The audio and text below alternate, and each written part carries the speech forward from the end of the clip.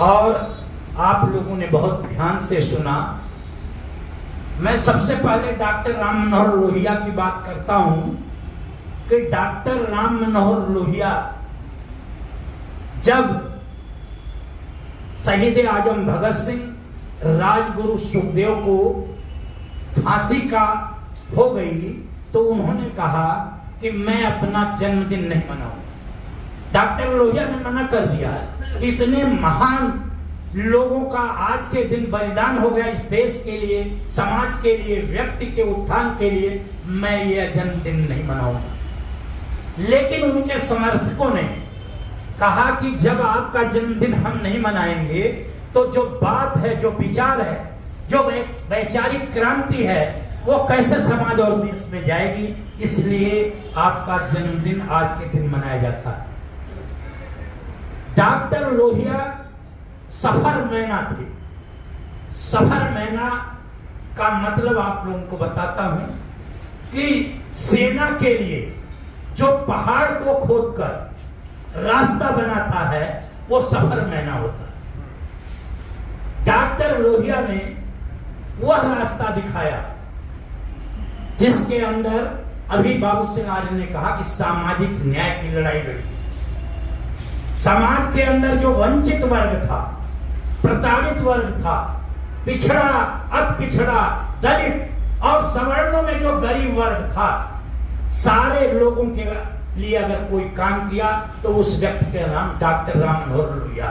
उन्होंने विचार दिया और शहीद आजम भगत सिंह, राजगुरु सुखदेव के बारे में आप लोगों ने सुना है कि उन्होंने क्यों इतनी बड़ी कुर्बानी की। लाला लाजपत राय जी पर साइमन कमीशन ने चोट की और उस चोट के कारण उनकी मृत्यु हो गई।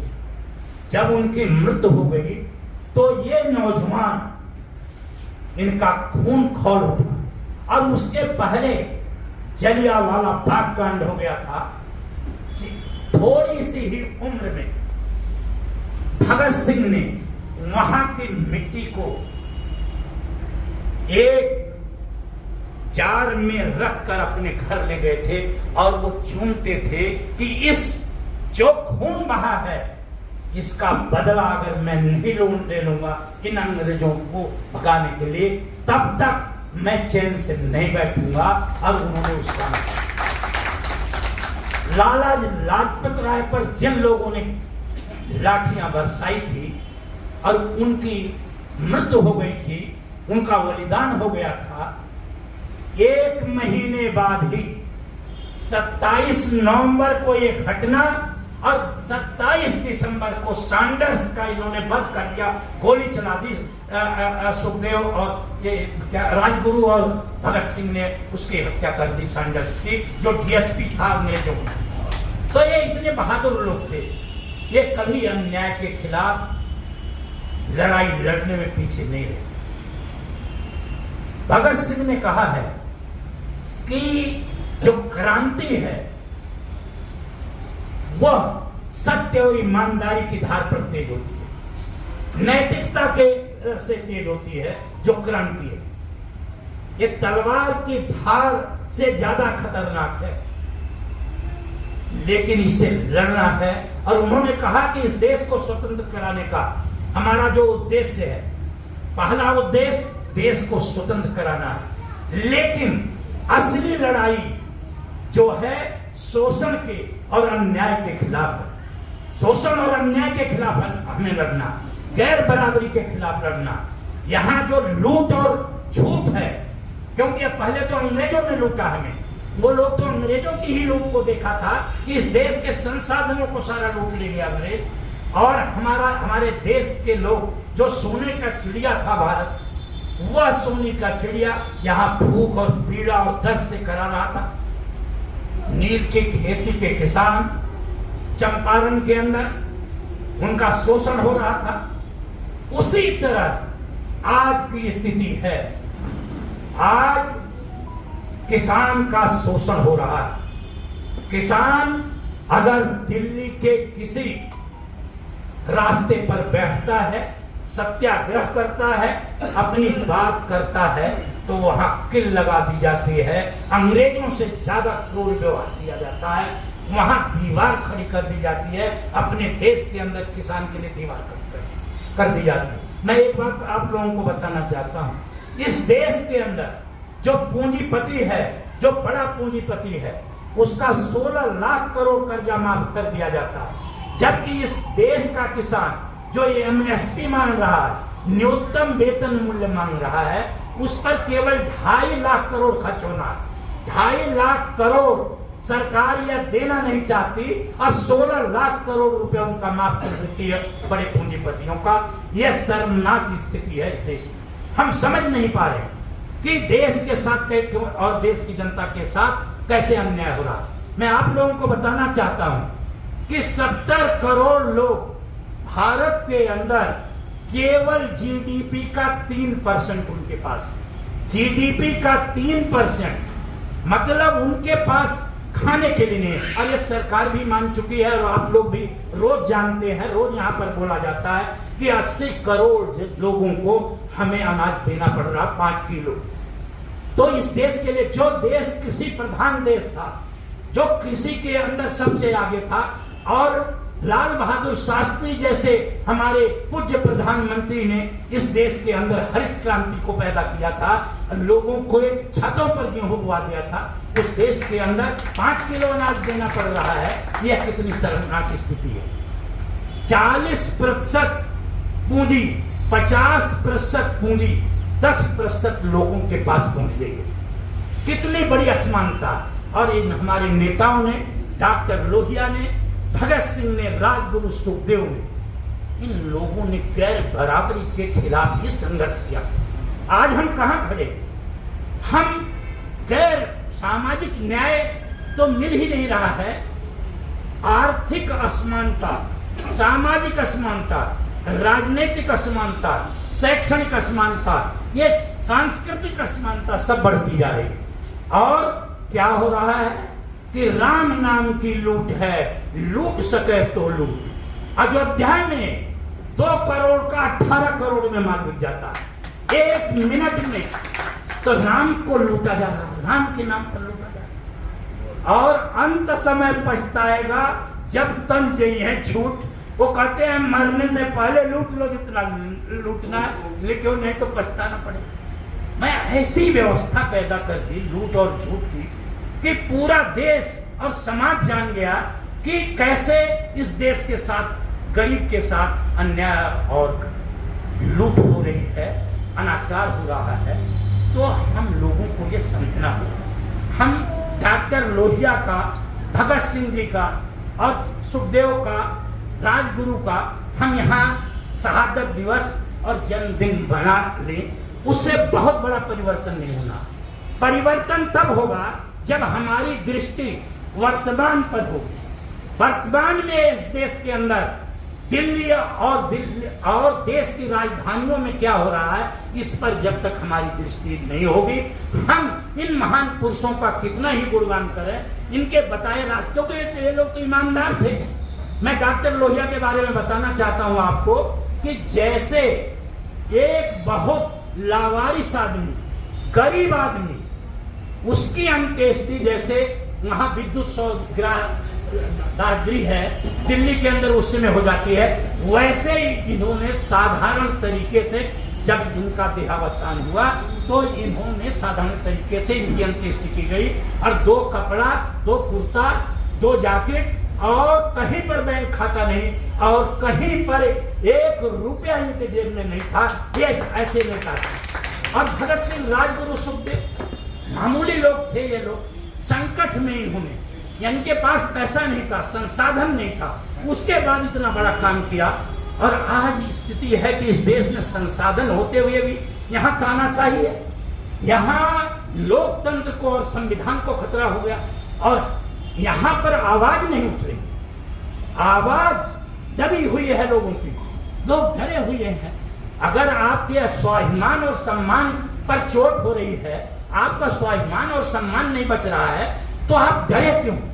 और डरना, अगर डर रहे हो तो डॉक्टर अंबेडकर ने, बाबा साहब डॉक्टर अंबेडकर ने संविधान में वोट की व्यवस्था की है कि प्रत्येक व्यक्ति का एक वोट है।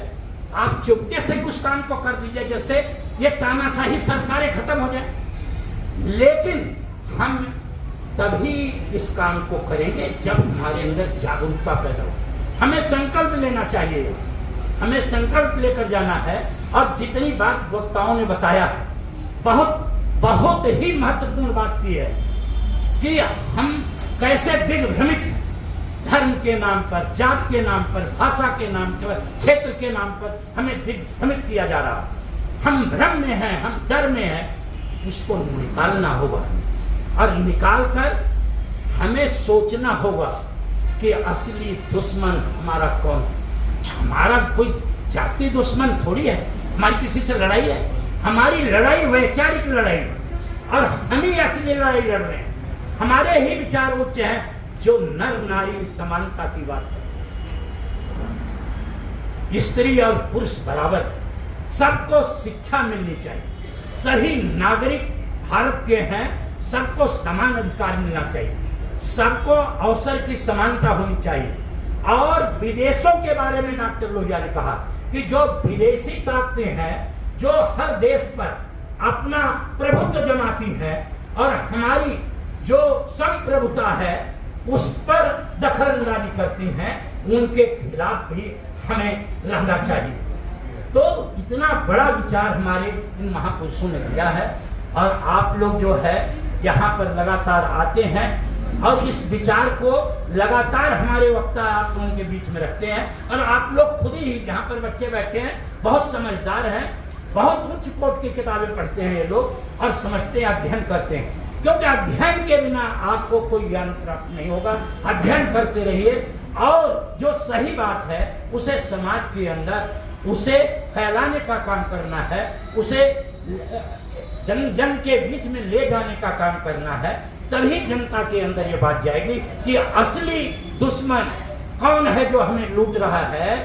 क्योंकि टैक्स तो 64% आम जनता देती है, 10% बड़ा पूंजीपति है।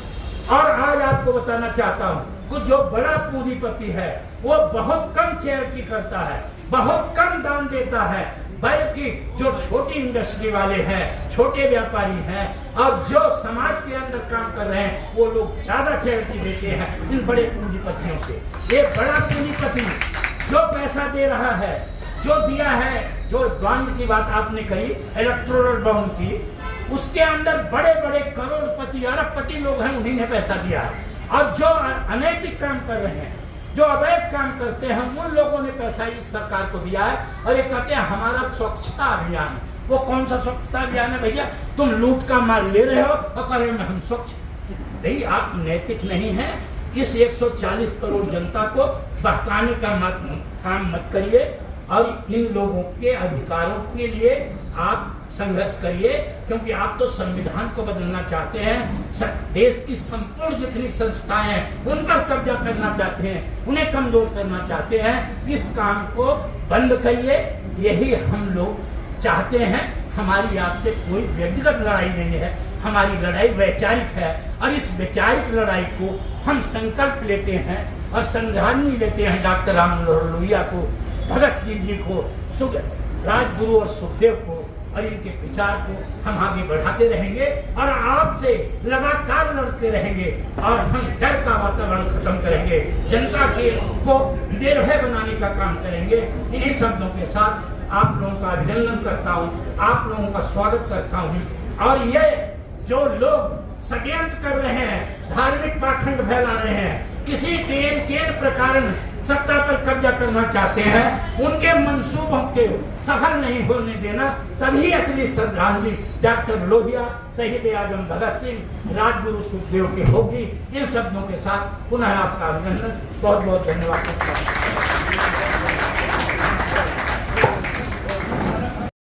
प्रदान करने के लिए लोक शिक्षण अभियान की तरफ से मुझे यहाँ प्रस्तुत किया गया है और सर्वप्रथम मैं अंकल जी का आभारी हूँ कि वो उस शिक्षा के क्षेत्र में इतने अच्छे काम कर रहे हैं। सरकारें आती रहेंगी, जाती रहेंगी, राष्ट्र हमारा रहेगा, हमें इस बात का ध्यान रखना चाहिए।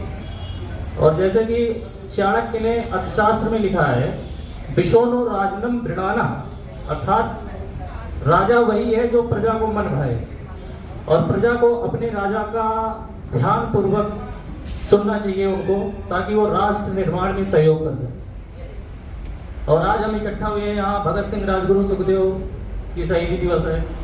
आज ही के दिन उनको फांसी दिया गया था।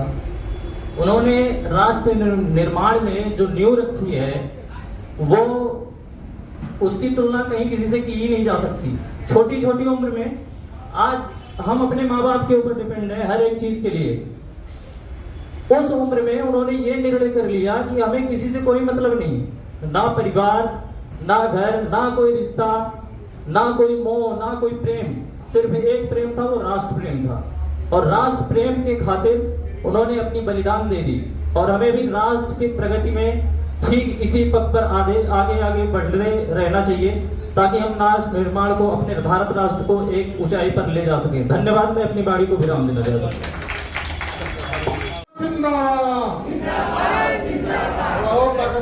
इंकलाब जिंदाबाद। शहीद भगत सिंह अमर रहे, शहीद राजगुरु अमर रहे, शहीद राजगुरु अमर रहे, शहीद सुखदेव अमर रहे, राम मनोहर लोहिया अमर रहे। भारत माता की, भारत माता की, भारत माता की।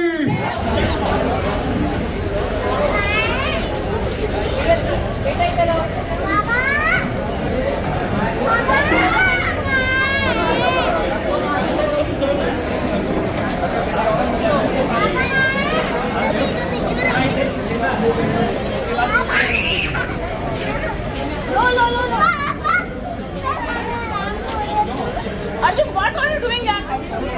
लेके जाओ उसे अंदर, अंदर गए।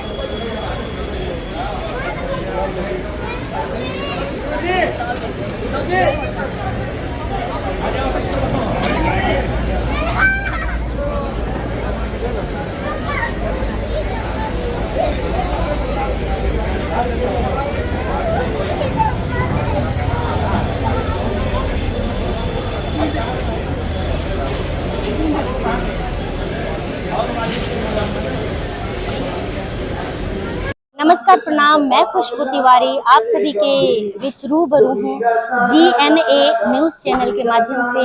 आप सभी इसको देखिए, सुनिए, ढेर सारा प्यार दीजिए और चैनल को सब्सक्राइब करिए। बहुत बहुत धन्यवाद।